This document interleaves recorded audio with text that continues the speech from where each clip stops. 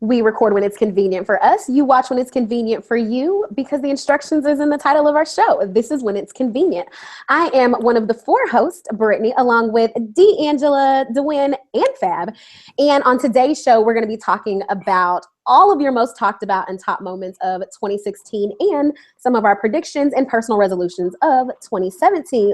But first, let's check in with our co-host, and we have officially survived the holiday season. We've survived Thanksgiving with our family, yes, Christmas with our other family, and New Year's. Hopefully your waistline and your checkbook is still intact. But tell us a little bit about how your holidays went and how you guys are doing this week.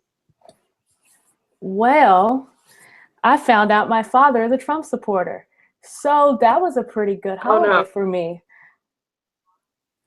Wait, what? I know they're endangered species out there, but there are Black male Trump supporters. Oh, we know. What were they like? What was the percentage? 12%? It was too high. Too high. There you go. But the most interesting thing was how he related it to a Bible scripture. So I'm just going to sit that right there and let you guys talk about your holidays. I need to know how you found out, though. Were you at dinner with your family and it just came up? Were you speaking about the election? Like, I need the backstory on this. You can't be like, my dad's a Trump supporter and just going to sit that right there. No, we need details. How did this happen? It was a beautiful day of introducing him to ramen, you know, the bougie kind. And we're having a friendly conversation. And Got it. Right. And he mentioned the cabinet. And I'm like, okay, cool. I can bring up my grievances about this horrible cabinet that Trump has put together. And he goes, you know, with Trump, I feel like in the Bible, there was that king who told everyone to stop sacrificing their babies. And then he came in and he saved the country from immorality. I feel like Trump is going to do that. He's going to clean up the government. And that's when I knew that all those condescending text messages were leading me to this point. And then I gave my spiel and was like, okay, I'm not bringing this to Christmas dinner. It's fine. Then I decided, hey, Dad, you should come to Christmas dinner. And as you see, I am really into politics. But my mother takes it to another level. She's really, really into politics. Mm-hmm. So she walks into him saying, Hillary lost me at Benghazi. And it just was a downward spiral of what do you read? And he goes, I read the Drudge Report. Okay. Yeah, fake news, 2016. So. Well, all right. Well, we see you had a political fiasco. Dangy, how was your holiday? So mine was actually great. Tell us different. Last year, we noticed like during the holidays that we really don't do family traditions that were always kind of split as a family. So last year we started off kind of small and we did like a Christmas Eve breakfast. That was on a Saturday last year. Last year it was lit. It was lit. It's about like 18 of us, 19 of us that showed up. So that was a pretty decent size. And then this year we kind of included like more of my family and Marcus' family and like whoever was available that day on actual Christmas Day. And we did a Christmas dinner. And we had about 35 people. 35. So it was a madhouse. At first we were kind of worried because we were like, okay, like, you know, it's going to be at my mom's house. I don't know how we're going to make this work, but we made it work. It was kind of stressful the week before, but I mean, it was stressful that day, kind of running around and hosting everybody, but it was well worth it in the end because we kept that tradition going. And a good idea that we thought of for next year is instead of putting the burden on one person to plan every year, because that burden was kind of on me. Yeah. Instead of putting the burden on me every year, like my grandma suggested that we put names in a Santa hat, and whoever's name is pulled will be the chair of the Christmas family celebration next year. So it was kind of funny because my grandma, like, that day was just like, oh, well, I feel like people over the age of 70 should be exempt from the pool of names. I was like, no, this was your idea. You're going to get it. Should absolutely. If you're getting a plate, you're getting a name. Your name goes in the hat. Yes. And Marcus came through this year because really I nagging him about, not helping out or, oh, you don't help. But this year he did really good. Like, he was trying to help, and I didn't notice he was trying to help. Like, he asked me the trash bag, and I guess I ignored him because I was kind of in the zone. And he was like, is everything okay? I'm like, yeah, what's going on? He's like, I just asked you, if you need any help. And I was like, oh, baby, I'm sorry. I didn't know. Yeah, it was cool. And I got my Kate Spade bag, so. Hello. Hey, turn you up. With Eric, okay? Ooh, Kate Spade. Less Going stressful. into mine. My mom got me Kate Spade dishes. They're so pretty. Kate Spade, wow. She's so classy, babe. That is so I know of you. the funky Dineva. She's so classy, babe. That mom of mine. Anyways, listen. So I told my mom I did not want to do a traditional Christmas dinner. Like, we had Thanksgiving, of course, and it was like all of the traditional stuff, the sweet potatoes, the collard greens, all that. So I'm like, let's do something different. Let's do Tex-Mex or brunch. And she was not here for it. But my aunt and uncle came down from Mississippi, and they brought some collard greens with them that my mom cooked. Listen, they were so incredible. Like, a complete difference in the collard greens, like from Otwell's on the east side with the black people where my mom goes to get them, and the collard greens from Natchez, Mississippi that my aunt and uncle brought. Oh, yeah. Oh my God. Southern greens. It's something in the soil. It has It's to be. something about it. Something. So she made a traditional Christmas dinner, and it was divine. We had like 7 meats and like 8 sides. It was crazy, but it was really good. And that was Christmas Day. On Christmas Eve, we spent it with our Kansas City family and had game night, turned up. It was a great time. Brittany disappeared. A great time and a really bad time for me all at the same time. Aww. I can't do alcohol anymore, and I have to come to that conclusion, and I really got to stick to it. So I learned my lesson in Cancun. So Really? I'm with you on that. What did you do? What kind of? All I had was a couple of cups of Crown. Oh, All I God. know is I looked over and I was like, where's Brittany? And it immediately, I don't know why, but alcohol just makes me feel sick, and I just have to go to bed. And I'm not doing it again. I keep saying this. Maybe it's not. You keep saying that. This time I mean it. This time I really mean it. When I saw Brittany drinking, I was like, I know, right? You saw me trying to be down. It's the holidays. I want to be festive with the people. Everybody drinking. it's like, oh, you was down in the bed. That is funny. I'm talking about down, okay? And was on Sprite the whole next day. Like, just not well. It doesn't make me feel good, so I can't do it anymore.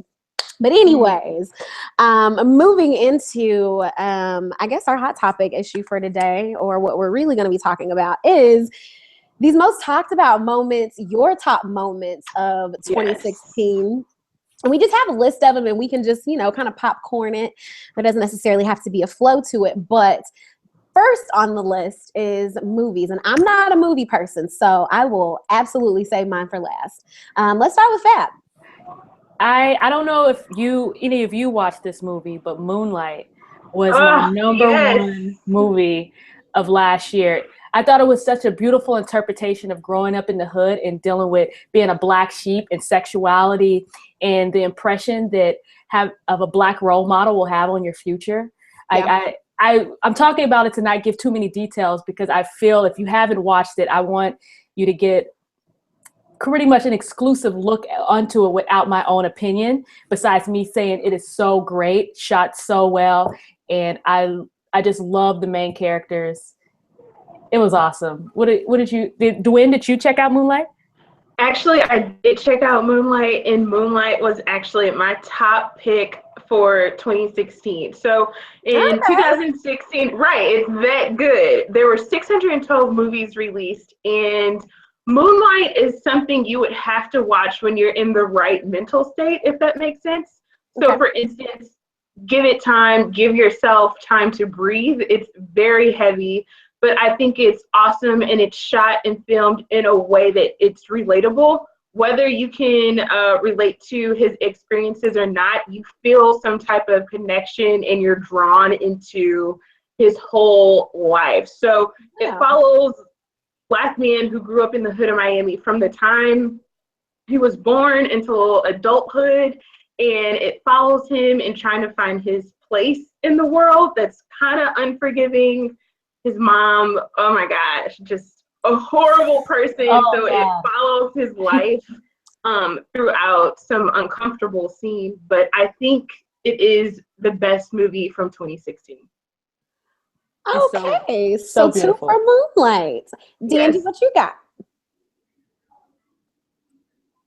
My movie is I like Moonlight. I guess I consider this still 2016 because I saw it on New Year's Eve. Fences. Okay. With Denzel Washington. Oh, it's great.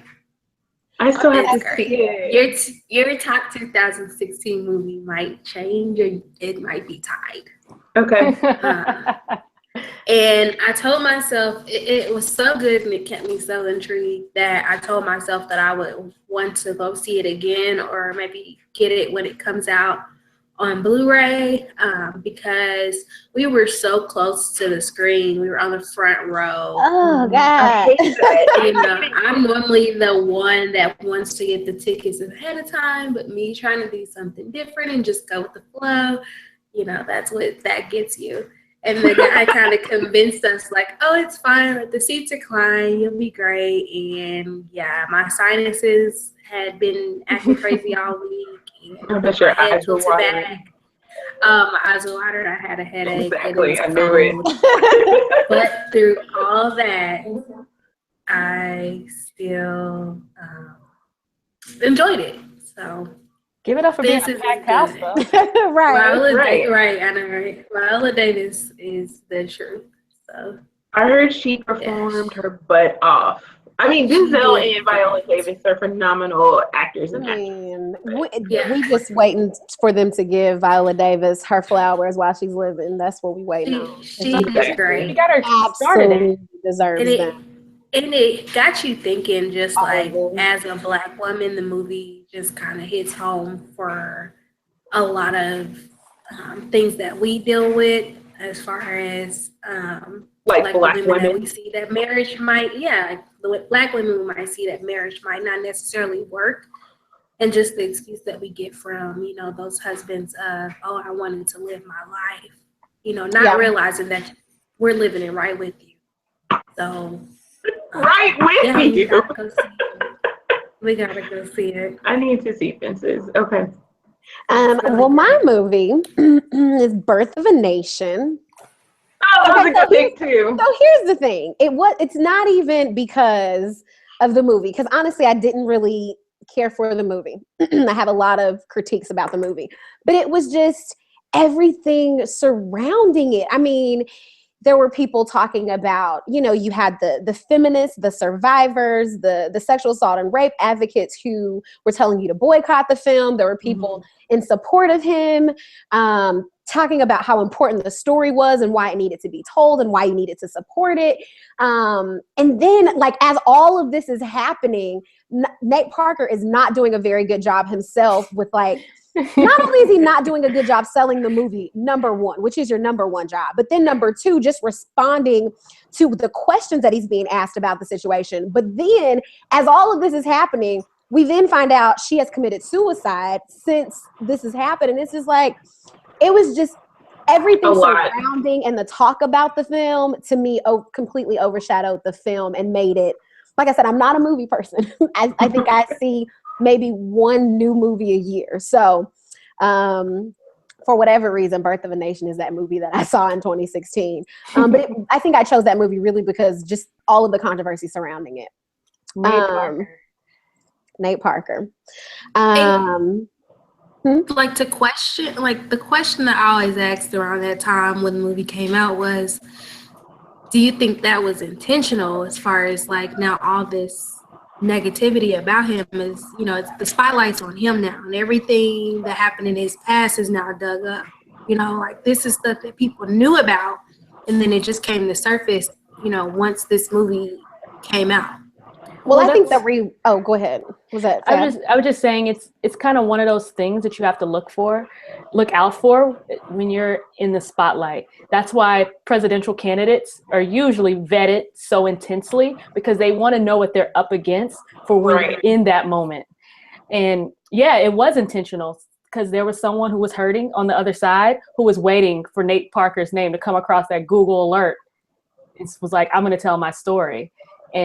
But there are other people that I've heard say, really, this conversation has happened about Nate Parker before, and that one of the differences is that Nate Parker is now the creator, the writer, the star, the director. I mean, this is his film, and so there's the spotlight is a lot brighter in this case of Birth of a Nation, maybe than some of the other things we've seen him do, and that's why this story took off. I mean, who really knows? But agreed. You think of him in Red Tails and Great Debaters, like, you know, you think of those movies. And he's always been a part of an ensemble cast, and there were so many other great people that were a part of those projects. And so now this is him. This is him selling the film. This is him the star. This is him the director. I mean, this is his project. Film, right. So, like I said, who knows really why the story took off.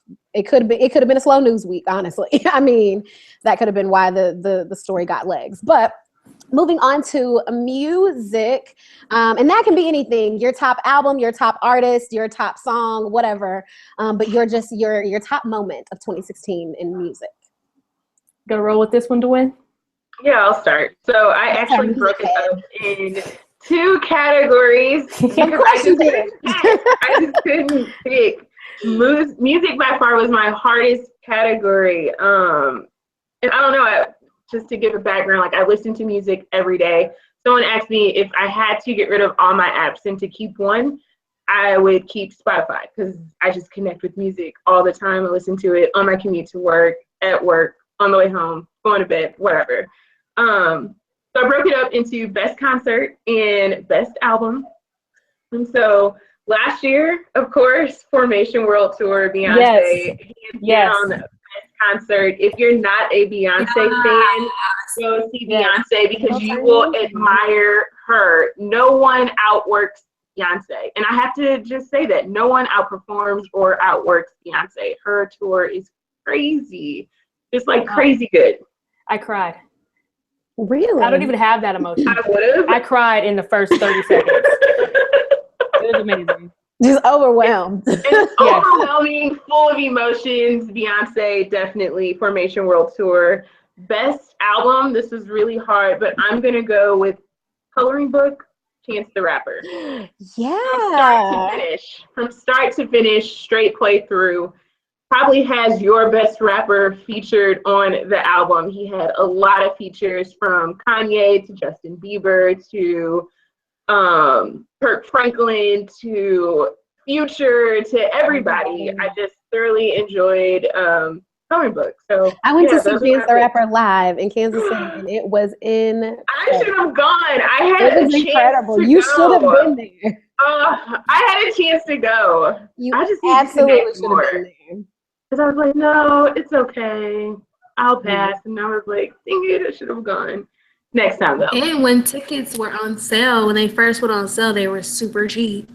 And then they sold out. And then they were like $100, $200. And I was like, no. $200? Yeah, $200, yeah. Well, I Literally, know how much I pay for Beyonce. we don't want to talk about how much we pay for Beyonce. We don't want to talk about Beyonce and Kendrick going to Coachella. Let's just not. Ooh, we need to be there. Right. Danji, your music moment Okay. of 2016. So piggybacking off of doing, of course, Beyonce Lemonade or the Formation tour, Lemonade album, the film, the whatever, everything Beyonce. The experience. Yes, the experience. I experienced it all 2016, the Super Bowl performance, you name it. I was there. I was, yes. Yes, Okay. and Solange, like, you know, I was pretty impressed with her album. Really, really impressed with Solange. Agreed. 2016, I feel like was just the year of the Knowles. And they came through. Including Mama Tina. She's so bomb. She's so bomb. Miss Lawson. Hey, Miss Lawson. I love how she steadily supports Beyonce, Solange, her husband, her husband's daughter, her everybody. Grandson. Everybody gets support from Tina. I love it. Tina gives support to me. I can. Right. After the Formation tour, I kept telling my friend, I was like, you know, I see why people go to her tour, you know, more than one tour. Yeah. You know, more than one city for her tour. Like, if I had the funds, I would have definitely went to 2 tours or 2 of her shows just to get a different experience. 'Cause we had floor seats. So while they were great and close, like me being 4'11" wasn't really that great for me. So I would never go on the floor again for Beyonce because I felt like I really didn't get to see her. Right. For the amount of money I paid for the tickets. So I would definitely be on the 100 level. That's how I felt when around. I saw J. Cole when he did his 2014 Forest Hill Drive, the first leg of it, when he did all the, like, those small bandit ass cities. Oklahoma City was one of the stops. And it was standing room only. And of course, like, when you 5'2", it's really difficult. I saw J. Cole maybe 25% of that concert. Oh, no. It was incredible, but being short, it just don't really it don't pan out so well. While I couldn't see her, I didn't care, but I cared because I was like, I just want to see Beyonce, and I did, but it was kind of like hour in. I want to go again. I would definitely go. What you got for music?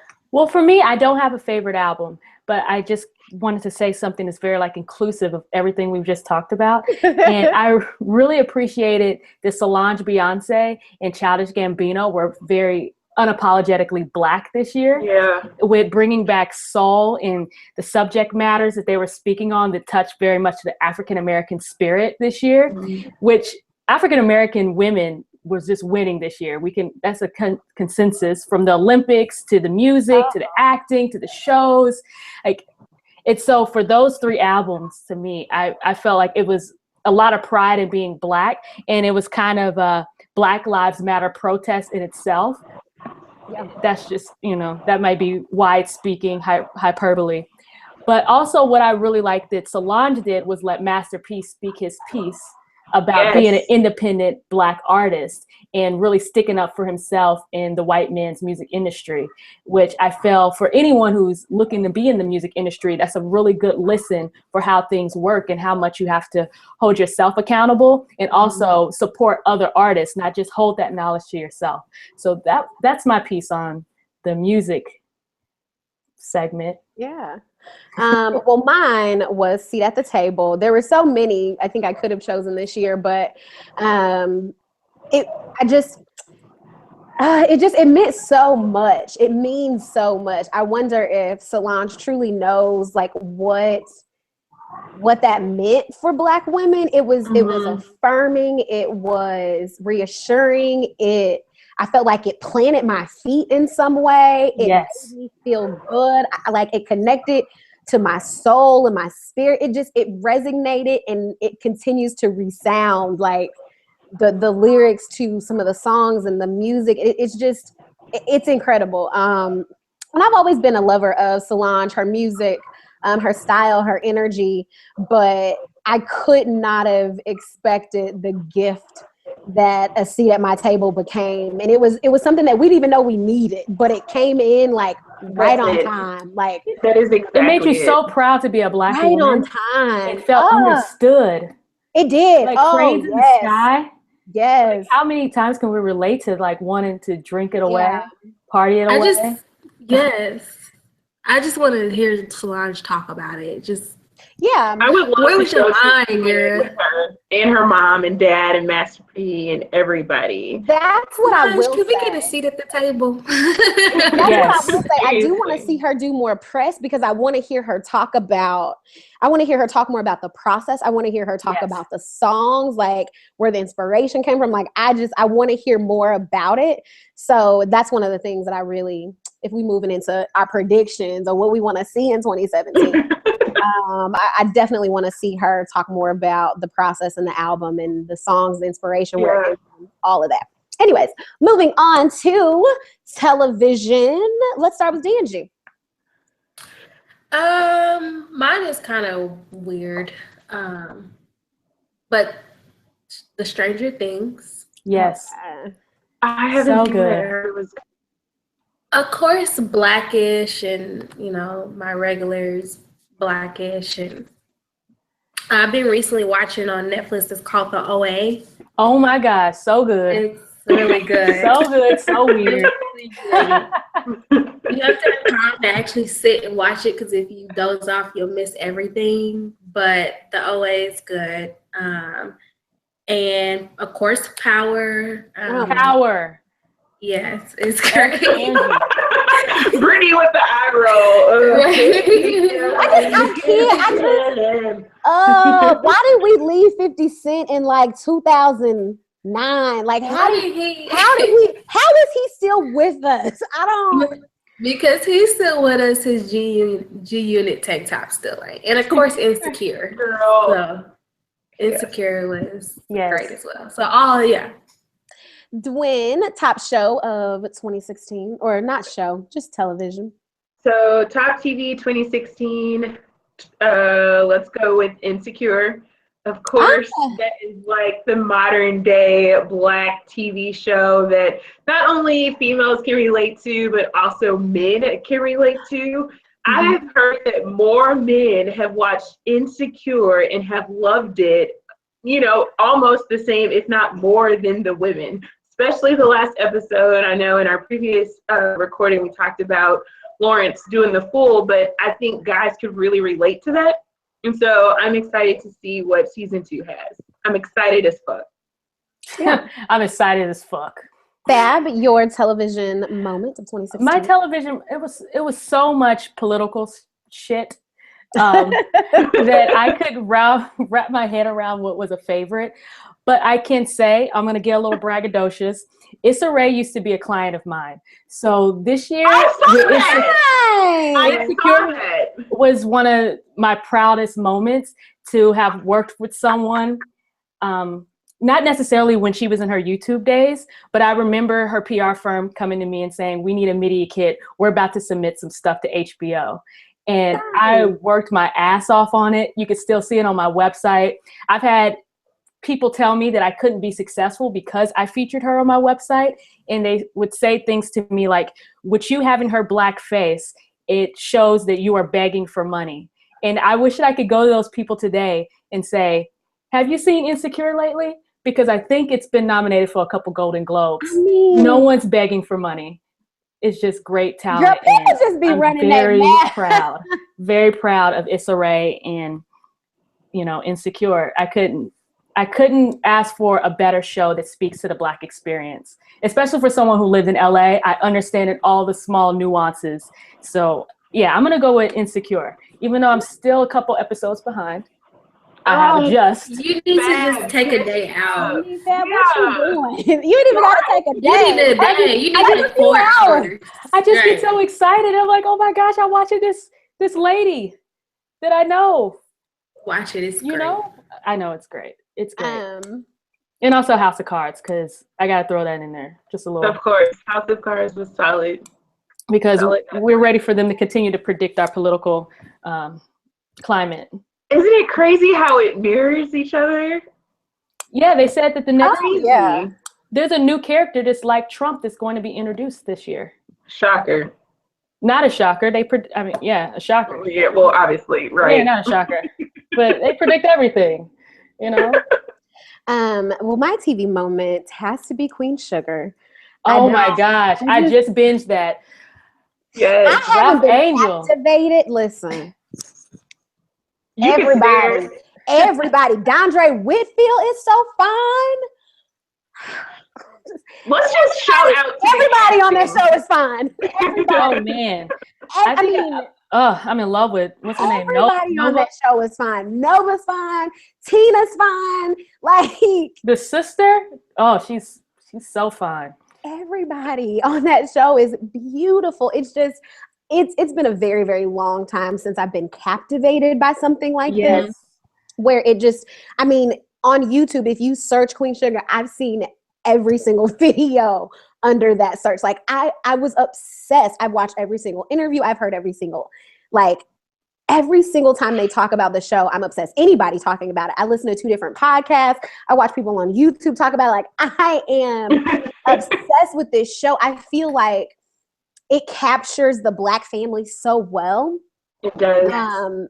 Just in a way that I've never seen myself represented so well on TV. And even if it's not like I'm like Charlie or like Nova, like just how they interact with each other and how they engage. Like that's me and my sister. Like, you know what I mean? I was just about to say their family dynamics between the 2 sisters. Yeah. It's crazy because every Black person can relate to that. And I feel like every Black family has that. Yeah, I listened to a lot of course, interviews, but they talk about the process and how, how kind of they all came to this job, and the way that Oprah and Ava DuVernay, go after the spirit and the energy and the person, not necessarily that talent per se. And it you can tell because it's the most genuine and real piece of television I feel like I've watched this year. So definitely Queen Sugar for me. When does it come back? Do I have to wait a whole another 9 months? That's what I want to know. Like, is this going to be the Oprah show that we have to wait until this time next year to watch? Because listen, I wish there was a Queen Sugar network where like just whenever I wanted to watch it, it was just playing. How do I get access to this all day, every day? I can watch Nova and Charlie all day. Right. Both of them all day. Everything about it is beautiful. The music is beautiful. The way it's shot, the directors. Let's talk about the all-female directors of Queen Sugar. The writing is beautiful. I mean, it just it was. I can't wait. Every single week, I'm like gagging about what happened. It's just, it's it's really. I'm gonna start it over again tonight. Thank you. You brought me back. I've seen the episodes several times. Like I'm obsessed with this show. You need to start over. I was 3 episodes in and kind of got off and started watching Atlanta and oh yeah, listen. Oh, Atlanta. So watch it from the top and just work your way down to the finale. And let it bless you. Bless you. All of these shows, 2016 for Black stars was lit. Like you said, Queen Sugar I agree. Was for your soul, Insecure for your body, ATL for your spirit, and plenty more. That's a little bit talking about kind of jumping ahead to like the Black culture moment. I think that was it for me. It wasn't a particular moment, but it was, I feel like Black creatives, Black talent, they had a moment like this year. I mean, we always have moments like this is really ours. But anyway, we have to recognition. But it was just, I mean, like Lemonade, Ava DuVernay, like Danny Glover, just every, is his name Danny Glover? What's that boy's name? No, it's Danny Glover. Yeah, Danny Glover. Like his album, his show. Because I'm not familiar with him. I guess is he on Parks and Rec? I don't know. Anyways, let's not. Community. He's hilarious. I just found out who he was, but I mean, if the Black Panther cast, like it just. I don't know. It felt like this was the year. Serena Williams, like Black creatives and Black talent won this year. That's the moment of of 2016. The Black culture moment. That is it. Anyway, okay, politics. The top. Oh, guys, let's start with Fab. Yeah, Oh, let's start man. with The that. top political moment of 2016. The world. Actually, I'm going to divert away from my feelings about Trump and Hillary for a second.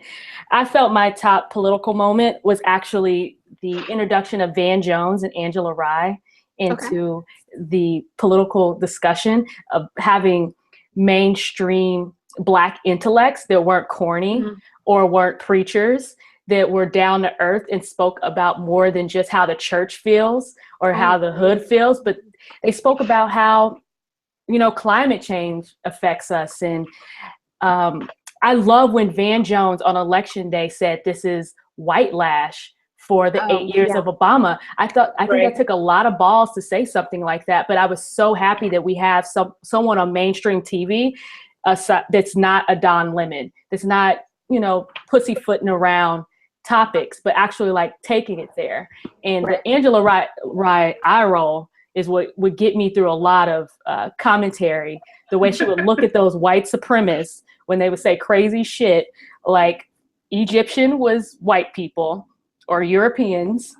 And it was amazing. Also, I love that Roland Martin rolled out of whatever centric hole he was in at TV One and decided to speak to other people that weren't just Black people. Having that conversation with that white supremacist guy, what's his name? Spencer, Richard Spencer, KKK Spencer. I don't know his name, but I thoroughly enjoyed that interview. But this year was really tough. I'm still very heartbroken when it comes to politics. I'm still waiting to wake up and see Madam President on the newspaper. But instead, I see an orangutan on the newspaper. Every episode you have, I want you to have like a different way to describe him. Or to describe Trump. I mean, I could. One of my favorite memes was Melania looks like she's seen you somewhere, but doesn't exactly remember your name. Because she's always squinting her eyes, like trying to figure it out. What is even up with that family? Like the brothers look like something from American Psycho. His daughter looks like a Stepford wife. Like, how did we go from the coolest presidential family ever to like the corniest presidential family? Like something written straight out of South Park. Like, how do we get here? Like, I'm full of so much anger, and I'm trying to bring positivity into 2017. Bring positivity. But it's so hard. It's so hard. Let's bring positivity by moving off Trump. D'Angie, what's your Right. Please get away from me. Take the mic. Right. Take the mic. So, my political moment for 2016 is my uncle won for Missouri state rep. Whoa, that's amazing. Yeah. That is huge. 28, district number 28. He was sworn in yesterday. Oh, that's amazing. So he was a retired vet. He's a vet. He's retired post office worker. I think he's retired for about 2 years now and decided to run. So he ran for political office and won for district number 28, which is Raytown. So, Raytown. Yeah. Yes, clean it up. Yeah. Drain that swamp. What y'all know about Raytown? I don't know what he's Yeah. Brittany, he's lived there they've lived there for as long as I was born. So he's pretty active. So they know him. So that was exciting. Oh, my exes live in Raytown.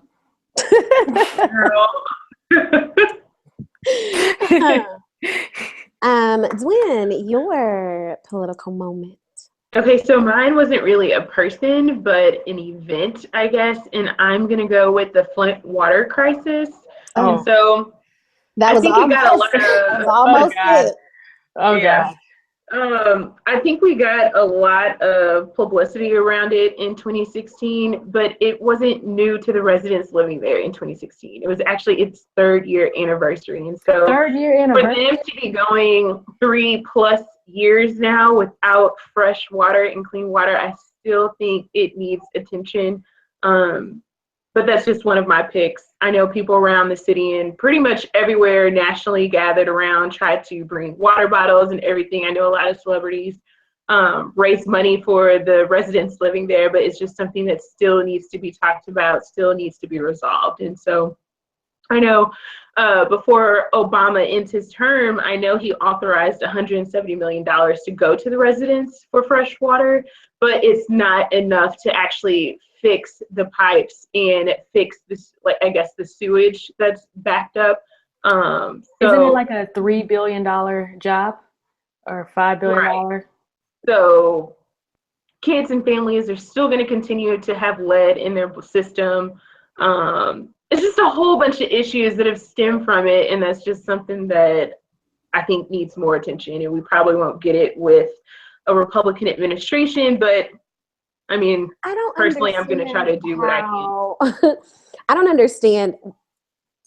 I don't understand how people don't get certain people in this country that really don't feel like this is the greatest place on earth. Like,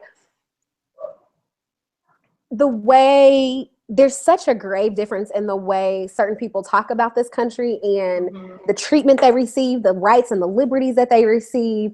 And when you hear about an entire community that does not have clean water.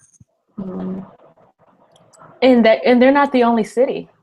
I mean, there's a city in Louisiana. There's a city in Mississippi. It's happening in Louisiana. It's happening in southern regional cities. But you have to understand that this is happening in cities where it's poverty. Right. So, for instance, this isn't like Hollywood or, Manhattan. This is, some areas where people don't really care about the people who live there. These are areas, filled with Black people, filled with people making less than probably $50,000 a year. Less than 30. So it's right, highly impoverished. So I don't know. It's just an emotional subject.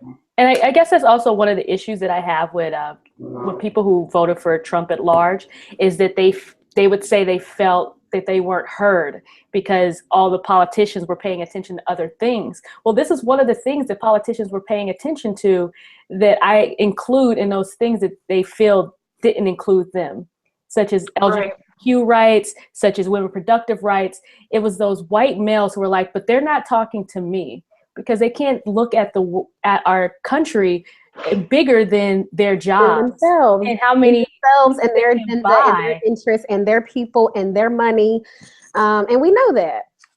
And it really was. That's the most heartbreaking thing about that, is that their vote wasn't inclusive of other people. It was just inclusive of themselves. It was very. Well, we know that because we weren't even ever really supposed to even have the right to vote. So right. all of this, it wasn't even a part of the plan. This wasn't. Our bodies were included in it when they were creating the electoral count. I just learned that the slaves were included in those populations, even though we couldn't vote. So it was almost to say that the slave masters got triple, quadruple the vote than anyone else in the country. So if you wanted to know why the South has so much pull and the rest of the Louisiana Purchase that we can give back now. My political moment of 2016 would have to be North Carolina Bill 972. So for those of you that aren't familiar, this was a bill, now law in North Carolina, that no longer allows body cams, dash cam footage to be public access, not public record. So the only way you can have access to this footage is if you are heard audibly, or if you show up physically in the video. You have to request it from whoever, and when they tell you no, because given the circumstances, we know what this is going to look like. You have to then take that to a higher court. And one of the things that the governor said was He wants to protect the people that protect us. And so he made it very clear who this, like who they're about protecting. And at the time this bill was drafted, it happened maybe a week or two after the shooting that took place in Dallas. And we know that happened right after the shooting of Alton Sterling and Philando Castile. And that was immediately their fear and their terror that this is going to start happening to their officers. When people can have access to this footage and see what happens, what really happens, that's going to enrage people. And we need to protect the people that protect us is exactly what he said needs to happen. And we know North Carolina is a hateful ass state anyways, with their bathroom law that obviously targets the trans community. But it's just, we have to know that these things are happening. Like, these are the things that systematically make it difficult for us to know what's going on, to feel like we have justice, to be a part of the process, to have information. These are the things that we have to pay attention to, because these types of laws are also being drafted in other states. So it went into effect just a week after the killing of Keith Lamont Scott, which took place in North Carolina. So just a week before that, and we wouldn't know about that entire situation. So that was the top political moment for me, because it was so important, and it's so detrimental, and it's happening in other states, and we have to keep our eyes open to things like this. I think our country should all be watching what's going on in North Carolina, because there's a lot of bills that I feel are being drafted that a lot of states could adopt. Like absolutely. The bathroom bill, like that was such a big thing that it even trickled its way up to New York City, not necessarily within law, but just the attitude that people would have. Like, I've even been questioned if I'm going to the right bathroom, and which I would never think would be a conversation piece in 2016. And I hope it's not a conversation piece in 2017. And also I watched them take all the rights away from the Democratic governor in North Carolina, that he can only pass bills created by Republicans. And they've chosen a committee that can pick these bills. So he has no say. He's just a figurehead. Yeah. So I think we all should be very vigilant of what our local governments are doing. I know we get really distracted by Trump because he's so himself, but that is distracting us away from what's happening right next to us. I feel if we didn't have such an eventful political season, that Flint would have had more attention than it did. And it probably would be more remedied than it is now. Like, there's just 2 people who are getting felony charges. The governor should have resigned by now. But we're so distracted, and I think that's what I want to say that 2016 was a big distraction from the real. I agree. Let's popcorn some of these last ones. Who's the sports fan of the bunch? Oh man, the Golden State upset. Let's talk about the top sports moment of 2016. That's for anybody, because that's not my area. What did the Cubs win after 100 years? Which is crazy. 200 years. Let's put that on the list. Let's not, coming from a St. Louis Cardinals fan. Oh man, you're a Cardinals fan. Okay, are you also a Royals fan? I am. Unless they're playing against each other. No, you can't do that. You're not a fan. You're not. She just lives in Kansas City and loves the Royals. When it's convenient. Since you mentioned Golden State, I do have to say, Kevin Durant leaving Oklahoma City for Golden State. Ooh, I know that was rough. How can it not be like my top moment? Like the whole city cried. I mean, oh man. My top moment is the Chiefs winning the AFC West. Nice. Yes. Good. I watched the Chiefs game and it was really good. They're I'm sorry, improving. my headphones fell. My top moment was Salsa They're really coming great. back. Victor Cruz. I'm a Giants fan. Only one. No one's feeling me. But I follow him on Instagram. I'm happy he's playing football again.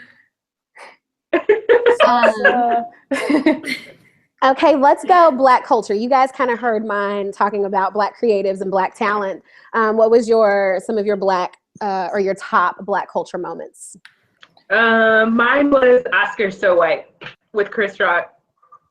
Has to be a pivotal moment, especially when we weren't getting the limelight that we deserved. And so now that, fall, it highlighted a lot of Black actors.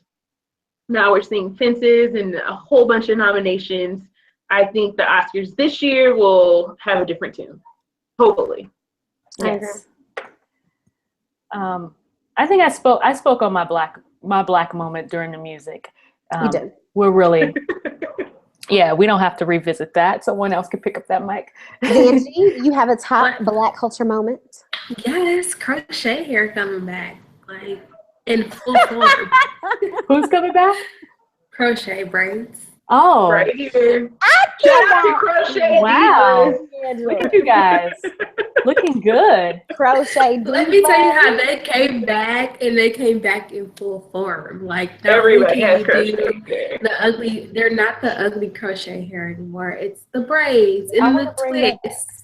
I want to bring in the curly, no, that's not gonna be. Just leave that there, Pat. Leave it there. Can I bring back beads with foil on the ends? No, you cannot. Can I bring back the temple curls? The curl that was just like on the temple. You can bring those sideburns, side pieces back. Can I bring back baby hairs? That's back. Bring back with full force. All of that. Some people can't bring baby hair back. So, Brittany, what did you have for significant women of 2016? My significant woman is Diamond. I don't want to mess up her last name. What is her last name? Castiles. Yes. Thank you. I thought I wrote her name down somewhere. But his girlfriend. I mean, how do you even find the strength to like have some sort of frame of mind to say, I need to Facebook Live this. Somebody needs to know what's going on, number one. But then at the same time as this is happening, a gun is drawn. Your boyfriend is dying next to you. You're comforting your child in the back. Like all with this, I don't know, just this just with something that no other species on this planet has, and that's something that Black women have. And I can't even describe just the feelings that I had for her watching that video, and how we all watched that, right? We saw the moment, right. We saw what she had to deal with and go through, but the next day, while we know that there's trauma from seeing that, but there is nothing, no amount of courage is worth losing the person that you love. You know what I mean? Like, right. You don't want to, become this incredible person or people to know you as this incredible person because of the amount of courage and strength and resilience and, like I said, just something that nobody else in this world possesses. You showed up on a day and lost the person that you love. It was easy for me who was the woman of this year. She deserves every single award possible. She does. Yes. Indeed. Who else? So, for the past 75 years, the American Ballet Theater hasn't had a Black woman or anyone, become principal as their lead. And so, for the first African American woman to become principal for the American Ballet Theater, I'm going to use, Misty Copeland. I'm sorry, I was too excited. That's my significant woman. Misty Copeland. Oh, she's so beautiful. To women, to say that follow your dreams, and no matter your age, just keep pursuing what you want. It's just the epitome of her chasing after her goals and going day to day and following it and finally getting the recognition that she deserved. So shout out to Misty Copeland. Shout out to her Under Armour commercial. Yes, I was going to say Yes. that. And for avid visitor of the ballet, I can truly, truly appreciate seeing someone who looks like me Oh, Right. be wow. behind that. Yes. To be able to see Misty Copeland dance, like right in front of me. Oh my It'd God. be beautiful. She's amazing. Okay, let's go with Fab. Why don't you tell us your top internet moment? Black Twitter's conversation about grits, salt versus sugar.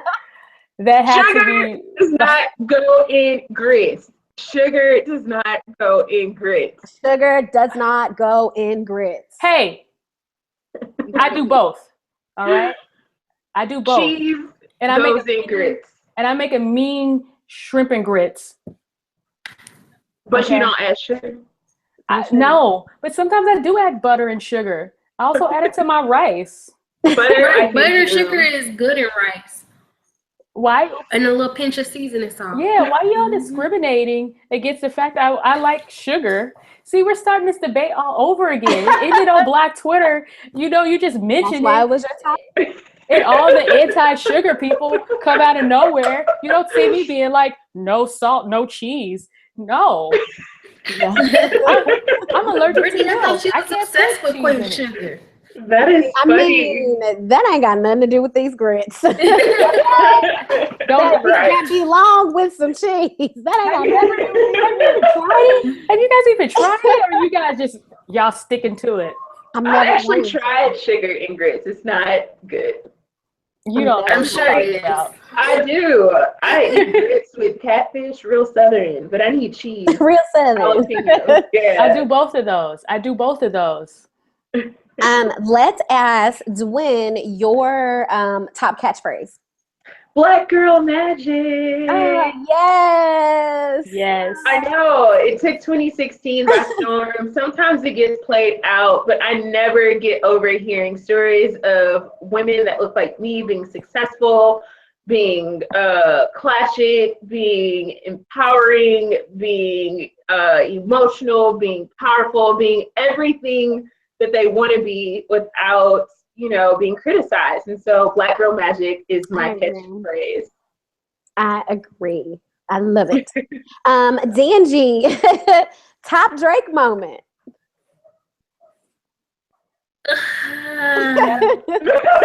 Oh, that's hard. I know.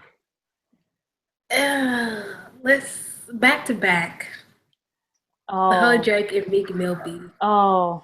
Oh, that And the was fact a good that- moment. He released back to back Look at that. That was a good moment.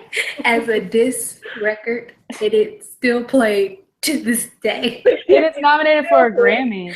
And out of that, a catchphrase came, Which one? or I guess like that new name, Twitter fingers. Like Oh. Oh. people use that now, you know? I think I can appreciate it because I might be wrong. So correct me if I'm wrong. I feel like we knew that it was like an actual rap beef. Like we're going to go to the studio and we're going to write these songs and that's how we're going to do this. And I'm not sure of what Chris Brown and like Soulja Boy are doing, Oh my but God. Yo, Like, what yes. is that even? this is the beef that I'm here for. If it's gonna, push some people to write some great music and whatever, what they doing is dumb. What Does is that? anybody have? What did you say? Their FaceTime beef? They're like two 16-year-old white girls. Silly. Anybody have a top embarrassing moment of 2016? Electing Donald Trump as president. I'm Yes. embarrassed for To the entire represent. country. That's my moment. Oh, Melania's speech. Yeah, that That's was a great pretty moment. embarrassing. Oh, that was pretty embarrassing. Yeah. Kanye's existence was very embarrassing. Let's just pray for the Kardashian West clan. They all need help. They all need, yeah. Kim Burrell, was she still in 2016 or was that a 2017? We don't That care was about that. We don't care. 2017, That yeah. let me tell you We'll that we just don't care. bypass that right now. We don't care at all. Mm-mm. No, I don't know why the internet is trying to make us care, but we don't. We don't care. Ellen shut it down and was like, she will not be on my show. Moving on. If we're honest, we don't. What care. is next? I don't. Kim Burrell make a comeback and leave in the same breath. Kim Burrell, this whole Kim Burrell thing is the internet's agenda. We don't care.